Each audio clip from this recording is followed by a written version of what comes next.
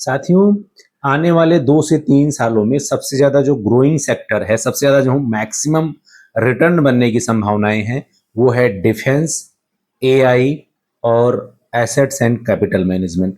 अगर मैं defence sector की बात करूं, तो जिस हिसाब से जियोपॉलिटिकल टेंशन बना हुआ है और ट्रंप अगले 2 से 3 साल तक राष्ट्रपति रहेंगे अमेरिका के, तो वहां पे अगर आप देखोगे तो ईरान, अमेरिका, इजराइल अगर शांत भी हो जाता है तो दुनिया में कहीं ना कहीं वॉर चलता ही रहेगा। दूसरी चीज़ ये है, अगर स्पेशली इंडिया की आप बात करोगे तो इंडिया पाकिस्तान, चाइना और बांग्लादेश से घिरा हुआ है।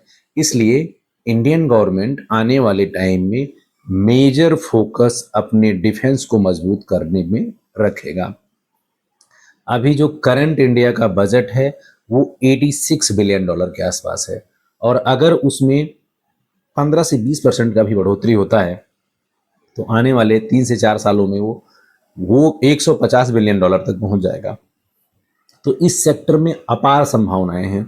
दूसरा, आर्टिफिशियल इंटेलिजेंस की अगर आप बात करोगे तो आईटी, मैन्युफैक्चरिंग, मेडिकल, जितने भी सेक्टर हैं इन सब में एआई बहुत तेजी से ग्रो कर रहा है, और आने वाले टाइम में इसका मार्केट कैप 3 से 4 गुना बढ़ जाएगा।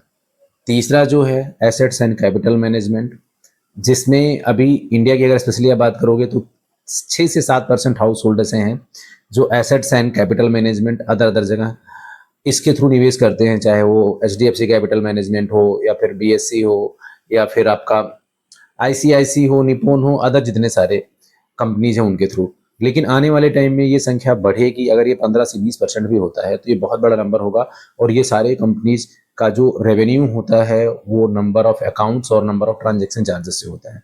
तो आने वाले टाइम में इनमें भी अपार संभावनाएं हैं। तो ये 3 सेक्टर गेम चेंजर है इन टर्म्स ऑफ इन्वेस्टमेंट, चाहे इन से सेक्टर से जुड़ी हुई कंपनीज हो, चाहे डिफेंस हो, और फिर चाहे आपका आर्टिफिशियल इंटेलिजेंस हो, चाहे एसेट्स एंड कैपिटल मैनेजमेंट हो, उनका ग्रोथ ज़बरदस्त तरीके से होगा। इसके बारे में आप क्या सोचते हो, कमेंट करके ज़रूर बताइए।